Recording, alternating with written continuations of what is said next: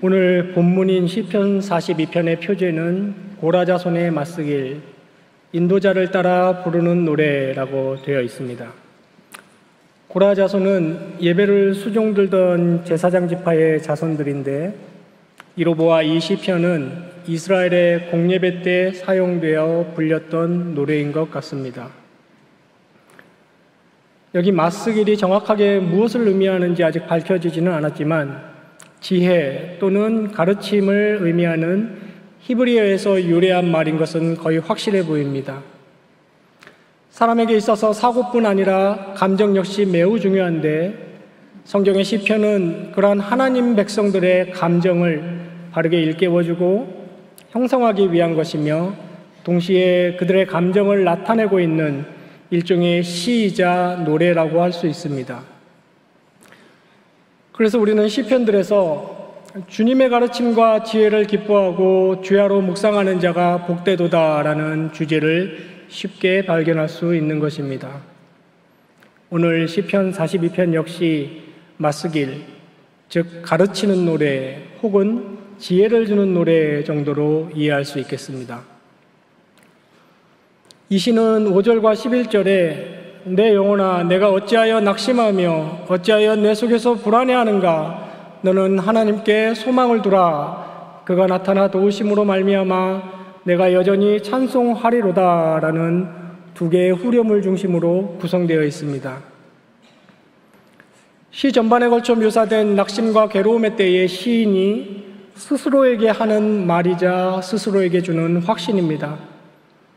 자기가 자기 자신의 영혼을 향하여 설교하듯이 어찌하여 낙심하며 어찌하여 내 속에서 불안해하는가 라고, 그것이 잘못된 자세라는 사실을 일깨워주고 있으며, 그러면서 너는 하나님께 소망을 두라 라고 하며 해야 할 일은 곧 이 일이라고 자신을 가르치고 있는 것입니다. 그러면 하나님의 구원을 곧 만날 것이고 너는 반드시 그분을 찬양하게 될 것이라는 진리를 스스로 확신시켜주고 있습니다. 그렇다면 여기 하나님께 소망을 둔다라는 것은 구체적으로 무엇을 의미하는 것이겠습니까? 저와 여러분은 오늘 본문을 통해 낙심과 괴로움의 영적 빈곤함을 경험하고 있는 신자가 하나님께 소망을 둔다라는 것이 무엇을 의미하는지 두 가지로 함께 상고해 보고자 합니다. 첫째로, 영적 빈곤함의 때에 하나님께 소망을 둔다는 것은 하나님이 예배의 은혜를 회복시켜 주실 것을 확신하는 것입니다. 다 같이 본문 1절로 5절 말씀을 읽겠습니다. 하나님이여, 사슴이 시냇물을 찾기에 갈급함같이 내 영혼이 주를 찾기에 갈급하나이다. 내 영혼이 하나님 곧 살아계시는 하나님을 갈망하나니 내가 어느 때에 나아가서 하나님의 얼굴을 배울까? 사람들이 종일 내게 하는 말이 내 하나님이 어디 있느냐 하오니 내 눈물이 주야로 내 음식이 되었도다. 내가 전에 성의를 지키는 무리와 동행하여 기쁨과 감사의 소리를 내며 그들을 하나님의 집으로 인도하였더니 이제 이 일을 기억하고 내 마음이 상하는도다. 내 영혼아, 내가 어찌하여 낙심하며 어찌하여 내 속에서 불안해하는가? 너는 하나님께 소망을 두라. 그가 나타나 도우심으로 말미암아 내가 여전히 찬송하리로다. 아멘. 우리는 본문에서 이 시편 저자가 처한 환경을 엿볼 수 있을 뿐 구체적으로 어떤 상황인지는 알 수가 없습니다. 하지만 분명한 것은 이 사람이 심한 영적 괴로움과 갈증에 처해 있다는 점은 분명합니다. 6절에 요단 땅과 헤르몬 산과 미살산에서라는 표현으로 미루어 보아 시인은 지금 예루살렘으로부터 멀리 떨어져 있는 것 같습니다. 이스라엘의 포로기에 아마도 이 시가 쓰인 것으로 추측되기도 합니다. 오랫동안 하나님을 뵙지 못하여 자신의 영혼이 주를 찾기에 갈급하다라고 하며 그 모습을 물을 찾아 헤매는 사슴에 비유하고 있습니다.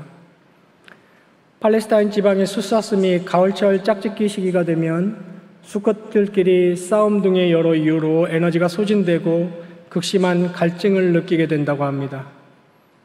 그러면 그 사슴은 필사적으로 이리저리 헤매면서 조금이라도 물냄새가 나면 사력을 다해 앞발로 땅을 파헤친다고 합니다. 때로는 허상인 신기루를 보고 그게 물인 줄 알고 그렇게 하다가 그대로 눈을 부릅뜬 채 물을 찾지 못하고 죽기도 하는 것입니다. 그 지역에서 오래 생활해오며 이러한 사슴의 모습을 본 시인은 지금 하나님을 갈망하는 자기 영혼의 모습이 이와 같다고 했습니다. 이 사람은 하나님을 향한 영적 갈망을 2번이나 반복해서 고백한 후에 내가 어느 때에 나아가서 하나님의 얼굴을 배울까라고 토로했습니다. 나아가서 하나님의 얼굴을 뵙는다라는 표현은 당시 이스라엘 백성들이 성전에 나아가 예배와 제사를 드리는 것을 의미합니다. 특히 구약의 신자들은 성전에서의 예배와 제사를 통해 계속해서 하나님의 임재를 더 깊이 체험하고 은혜를 누렸습니다. 시인의 이 표현은 자신이 성전에 나아가 예배를 드릴 수 없는 현재의 절망스러운 상황을 토로하고 있는 것입니다. 4절에서는 이러한 상황이 더욱 생생하게 묘사되는데 과거 예배의 기쁨과 감사를 회상하며 마음이 상하도다라고 했습니다. 지금 이 시인은 오랫동안 예배의 기쁨과 감격을 누리지 못했습니다. 그리고 지금 자신의 영적 빈곤함의 이유가 바로 이 예배의 은혜를 누리지 못한 것 때문임을 아주 잘 알고 있습니다. 이러한 처지를 보고 내 하나님이 어디 있느냐며 조사하는 사람들까지 있다고 했습니다. 이렇게 내적 외적으로 얽히고 설킨 현재 삶의 괴로움이 얼마나 심했던지 주야로 흘러내리는 눈물이 자신의 하루 양식처럼 되었다고 했습니다. 성의를 지키는 무리와 동행하여 기쁨과 감사의 소리를 내며 그들을 하나님의 집으로 인도하였더니 라는 표현으로 보아서 고라 자손인 시인은 한때 주도적으로 즐겁게 예배 생활과 성전 봉사를 하던 인물임을 우리는 알 수 있습니다. 그런데 지금은 이 일을 기억하면서 내 마음이 상한다고 했습니다. 여기 우리말 번역에 내 마음이 상한다는 표현의 원문을 직역하면 나의 영혼을 쏟아붓고 있다라는 표현입니다. 이 표현은 구약 성경 곳곳에서 하나님 앞에서 자신의 죄와 무기력 그 두 가지를 인정하는 표현으로 자주 쓰입니다. 그러니까 이 사람은 지금 과거 예배의 감격을 기억하며 단순히 마음이 아픈 것뿐만 아니라 자신이 하나님 앞에서 죄인인 것과 이 상황에서 하나님의 도우심이 없이는 자신은 아무것도 극복할 수 없다는 영혼의 진실된 고백을 물처럼 쏟아붓고 있는 것입니다. 그리고 이내 너는 하나님께 소망을 두라 라고 말하고 하나님께서 역사해 주셔서 예배의 은혜를 다시 회복해야 될 것을 확신하고 있습니다.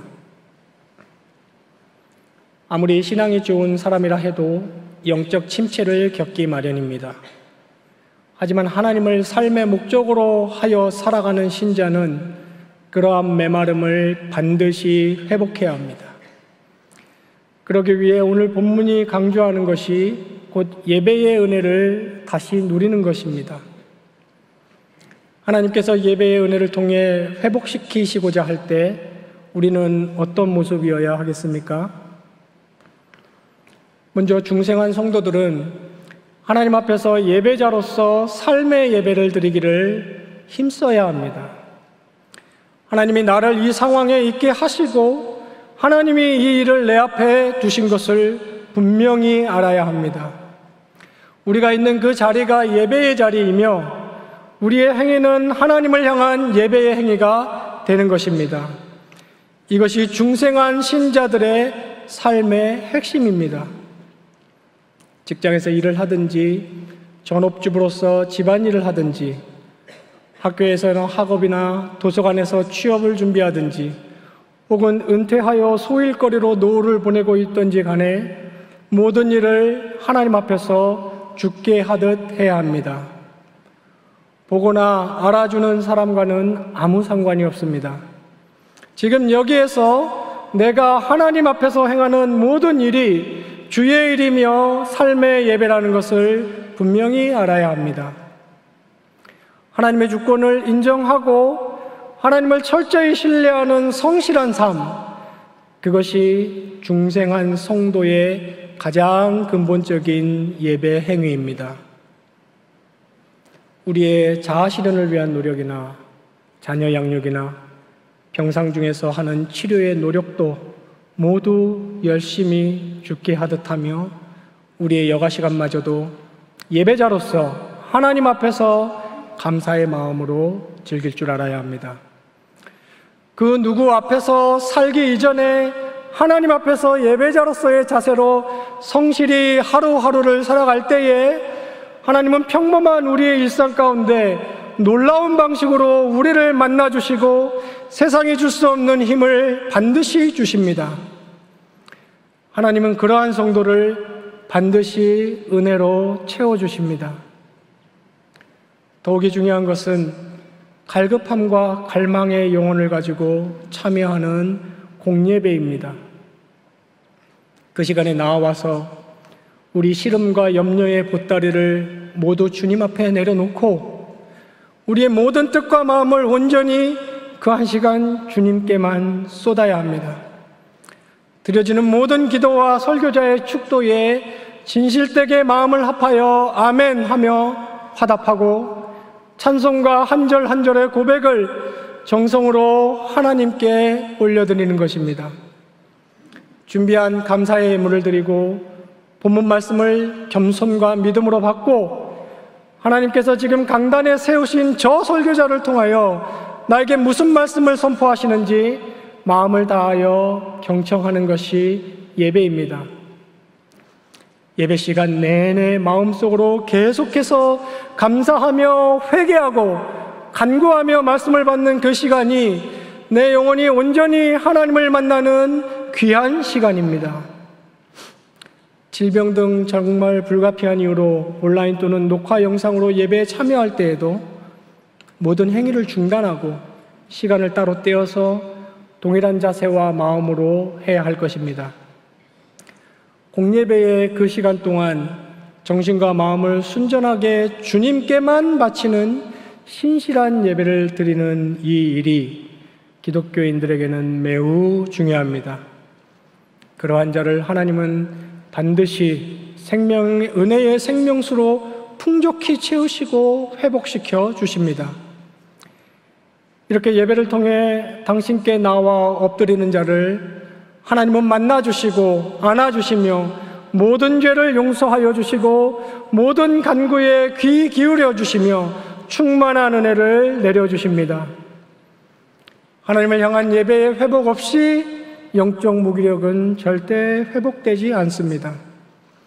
성실한 삶의 예배와 공예배를 하나님께 드림으로써 나타나 도우시는 하나님의 회복의 구원을 생생하게 체험하고 그 하나님을 진실로 찬양하게 되는 경영의 모든 성도님들 되시기를 간절히 바랍니다.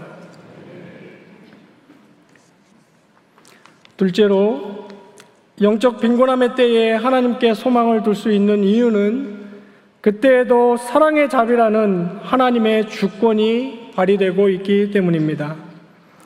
다 같이 본문 6절로 11절 말씀을 함께 읽겠습니다. 내 하나님이여, 내 영혼이 내 속에서 낙심이 되므로 내가 요단 땅과 헤르몬과 미살산에서 주를 기억하나이다.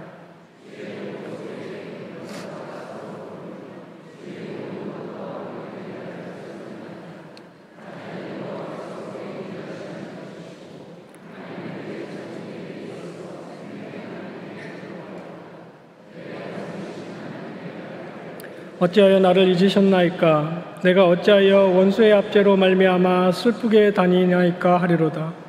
내 뼈를 찌르는 칼같이 내 대적이 나를 비방하여 늘 내게 말하기를 내 하나님이 어디 있느냐 하도다. 내 영혼아, 내가 어찌하여 낙심하며 너는 하나님께 소망을 두라.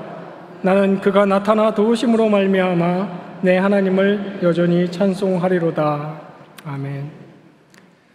시인은 영혼이 낙심될 때 그저 주저앉아 있지 않고 주를 기억한다고 했습니다.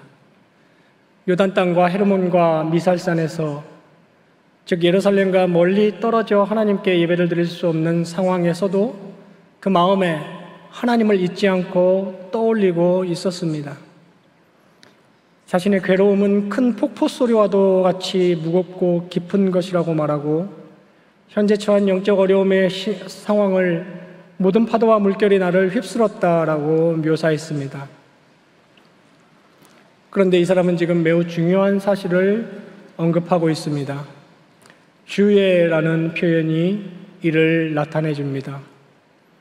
그 폭포 소리는 주님의 폭포 소리요, 모든 파도와 물결은 주님의 모든 파도와 물결이라고 시인이 말했습니다. 자신이 처한 이 상황의 한가운데에는 하나님 섭리의 주권이 있음을 다시금 상기하게 되었던 것입니다. 우리는 이 시의 내용을 보며 저자가 현실에 대해 얼마나 깊이 숙고하고 많은 생각을 했는지 느낄 수 있습니다. 지금 이 상황에는 정치적인 이유, 신앙적인 이유, 그것들을 비롯한 여러 현실적 요인들이 맞물려 있음을 그가 모를 리 없습니다. 그러나 그가 생각 끝에 옳게 다다른 지점은 이 모든 현실을 하나님의 주권이 떠받치고 있다는 생생한 사실이었습니다. 파도처럼 자신을 휘감고 있는 난국과 큰 폭포 소리와도 같다고 했던 깊은 괴로움 속에는 하나님의 주권적 섭리가 깃들어 있음을 알게 되었던 것입니다. 시인의 마음에 다시 떠오른 이 진리는 정말이지 크나큰 안도감을 주었던 것 같습니다. 그러한 시인의 심정은 이어지는 8절에 고스란히 드러납니다. 낮에는 여호와께서 그의 인자하심을 베푸시고 밤에는 그의 찬송이 내게 있어 생명의 하나님께 기도하리로다 라고 했습니다. 여기 인자하심은 그 유명한 히브리어 헤세드입니다. 헤세드, 즉 절대 거두어 들이시지 않고 약해지지도 않는 그 백성을 향한 사랑의 자비, 그것이 이와 같은 현실 가운데서도 여전히 있음을 시인은 보았던 것입니다.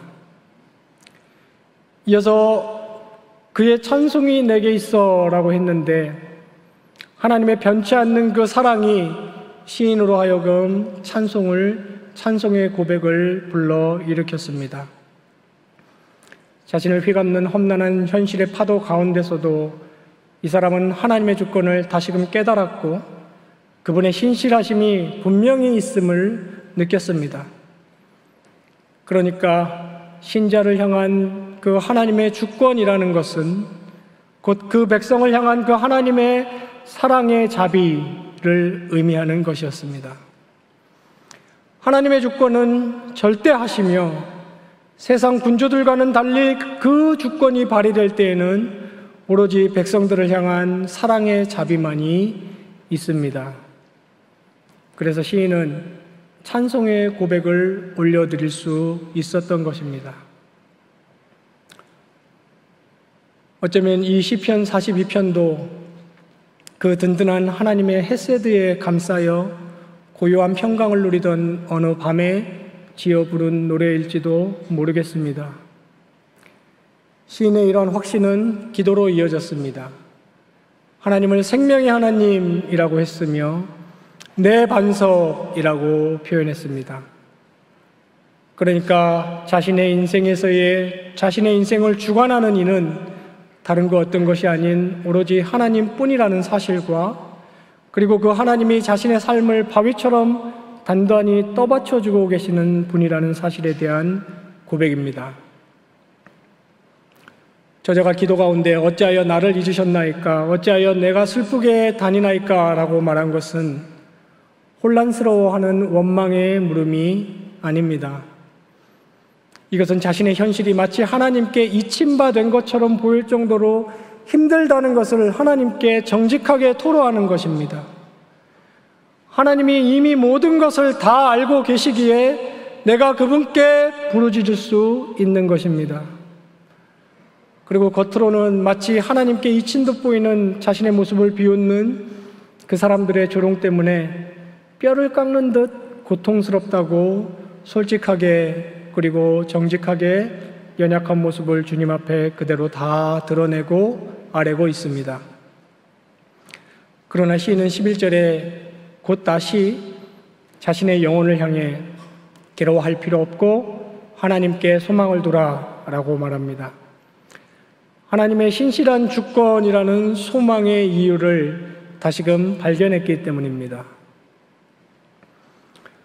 우리는 때때로 영적 빈곤함을 느끼며 이 시인이 예루살렘으로부터 멀리 떨어져 있는 것처럼 영적 만족함으로부터 멀리 있는 자신을 볼 때가 있습니다. 하지만 그러할 때에 이런저런 요인과 환경들을 생각하는 데에서 그치고 만다면 그것은 신자의 바른 태도가 결코 아닙니다. 우리는 그렇게 여러 생각들로 골치 아파하며 이런 일들 때문에 나는 영적으로 고갈되어 있어 라고 말하는 것으로는 아무런 변화도 회복도 없음을 지난날의 경험을 통해 잘 알고 있습니다. 그러한 자리에서 반드시 하나님을 기억해야 합니다. 신자는 자신 삶의 그 무엇보다 하나님을 생각하고 자신 삶의 그 어떤 현실보다 하나님을 먼저 직시하는 자들입니다. 이것이 신자와 비신자의 인생의 가치를 갈라놓는 결정적인 차이입니다. 그렇게 하나님을 생각하면 신자는 곧 모든 것들 위에서 통치하고 계시는 하나님의 주권에 시선을 고정하게 됩니다. 기독교의 하나님은 주권의 하나님이시기 때문입니다.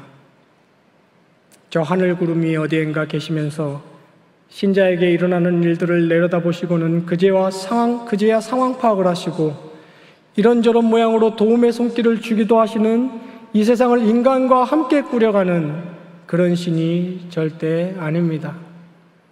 모든 시작과 과정과 끝이 철저히 하나님으로부터 말미암습니다. 그렇기에 신자된 사람의 삶은 그 신앙의 출발점이 살아 역사하시는 하나님의 절대 주권을 믿는 것이 되어야 합니다. 그런데 그 절대자의 주권에는 놀라운 속성이 있다고 오늘 본문이 말해줍니다. 백성들을 향한 사랑의 자비입니다. 요즘 유행어 중에 빅픽처라는 말이 있습니다. 반전을 강조하면서 지금 눈앞에 전개되는 작은 그림들의 양상과는 다른 최종 목적과 의도를 의미합니다. 신자를 향한 하나님의 빅픽처가 곧 주권적 사랑의 자비로 결실을 맺게 하는 것입니다. 이 진리는 너무나 확고하고 기독교 복음의 핵심입니다. 신자 인생의 그림에서 이 하나님의 자비와 사랑이라는 가장 큰 틀은 아무도 없앨 수 없고 아무도 찌그러뜨릴 수도 없는 것입니다. 영적 빈곤 가운데서도 하나님만을 향한 우리 소망이 확고할 수 있는 이유가 바로 이 하나님의 주권 때문인 것입니다. 즉 회복의 힘이 우리 편에 있지 않고 주권의 하나님 편에 있다는 사실입니다. 8절에서 하나님 주권의 은혜로 인한 찬송의 고백이 밤낮으로 자기에게 있다고 했을 때 아마 이 시인은 다음과 같은 내용의 찬송도 고백했을 것 같습니다. 그 두려움이 변하여 내 기도가 되었고 전날의 한숨은 변하여 내 노래가 되었네. 주님을 찬송하면서 할렐루야 할렐루야 내 앞길 멀고 험해도 나 주님만 따라가리. 모든 절의 내용이 아름다운 이 찬송가의 마지막 절은 오늘 이 시편 기자가 소망의 근거로 삼았던 하나님의 변함없는 주권적 사랑의 자비를 이렇게 고백합니다. 내 주와 맺은 언약은 영원히 불변하시니 그 나라 가기까지는 늘 보호하시네. 이러한 하나님은 시인의 표현대로 반석이십니다. 이 주권의 하나님 위에 인생을 세워놓으면 시인처럼 깊은 폭포수와 휘감는 파도 가운데서도 쓸려가지 않고 서 있을 수 있습니다. 어린아이와 같은 마음으로 진실하게 하나님의 절대 주권을 신뢰해야 하겠습니다. 영적 침체를 불러오는 여러 환경 속에서도 하나님을 잊지 말고 기억하여 주권적인 사랑의 자비를 발견함으로 영혼 깊은 곳에서 우러나오는 찬송의 고백과 기도를 드리며 주권의 하나님의 반석 위에 굳게 서서 놀라운 회복의 은총을 누리는 경향의 성도님들 되시기를 간절히 바랍니다. 성도 여러분, 교회사나 신앙 전기문을 보면 신자가 이러한 영적 빈곤함에 빠지는 것이 그리 드문 일은 아닌 것 같습니다. 제 아무리 제로라 하는 네로라 하는 교회사적 인물들도 영적으로 메마를 때가 있기 마련입니다. 그들은 자신이나 가족에게 갑자기 찾아온 중병, 한평생 주님의 사역을 해왔으나 계속되는 경제적 어려움, 처한 정치적 이해관계나 환경, 대인관계에서 오는 스트레스, 심지어는 이유를 알 수 없는 우울감 등 저마다의 다양한 이유로 영적 침체기를 겪었다고 했습니다. 기록을 보면 그들 역시 오늘 본문의 시인처럼 자신의 내면에서 들려오는 불신앙의 소리와 끊임없이 싸우고 스스로 자신에게 설교합니다. 그들은 힘들 때마다 기도의 골방에 들어가고 성경을 펼치는데 언제나 그들 신앙 간증의 하이라이트는 자신들이 하던 일과 자신들 앞에 닥친 일을 하루하루 하나님 앞에서 성실히 임할 때에 하나님께서 공급해 주시는 놀라운 은혜와 새 힘을 체험했다는 대목입니다. 자신이 처한 모든 상황 가운데 하나님의 절대 주권을 인정했으며 자신 앞에 놓인 그 하루를 기꺼이 받아들이고 삶으로서의 예배를 하나님께 드렸던 것입니다. 여러 난관으로 인한 영적 낙심의 시기에도 하나님의 주권을 인정하는 것과 예배자로서의 삶을 사는 이것이 그들 삶의 의미를 여기에서 그들 삶의 의미를 찾았고 그들은 삶의 가치를 여기에서 맛보았으며 또한 삶을 살아내는 힘 또한 여기에서 공급받았습니다. 지극히 성경적인 중생인의 삶의 자세가 아닐 수 없습니다. 교회사가 들려주는 또 한 가지 교훈은 부흥과 회복의 중심에는 항상 모이는 예배, 즉 공예배가 자리하고 있다는 사실입니다. 신자들이 모여 드리는 예배에는 하나님이 주시는 특별한 은혜와 역사가 있습니다. 예배 시간에 오로지 하나님께만 집중하고 모든 마음과 뜻을 다해 하나님을 경배하고 말씀을 받고 회개하는 신자를 하나님은 하나님만이 주실 수 있는 신적인 은혜로 회복시켜 주십니다. 영적 빈곤함에 처했을 때라도 나타나 구원하시는 하나님께 소망을 두어 삶의 예배와 공예배에 힘쓰며 자신을 영적 침체로 몰아넣은 모든 환경 가운데 신자를 향한 하나님의 자비의 주권적 섭리가 있음을 확신하면서 때마다 내려주시는 놀라운 회복의 은혜를 생생히 체험하는 경향의 모든 성도님들 되시기를 주님의 이름으로 축원합니다.